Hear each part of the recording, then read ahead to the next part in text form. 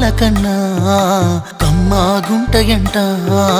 లేక లేక నేను ఫోను చేస్తేను హల్లో అన్నవంటే బెల్లం బువ్వ కన్నా తీయగుంటదంట ఎన్నడూ నాడు ఫోను చేసే బాగున్నావన్నవంటే ఏడాది ఎండల్లో ఉంటేనై మోస్తున్న నా బతుకు కష్టాలని పిల్లని చెయ్యి పట్టాలని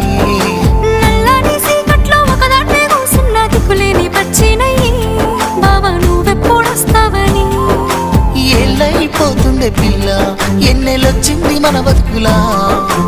ఏలైపోతుండే పిల్ల ఏలు వట్టంగా వస్తున్నాయా ఇన్నాళ్ళ ఎడబాటు ఎడవాసిపోతుందిలే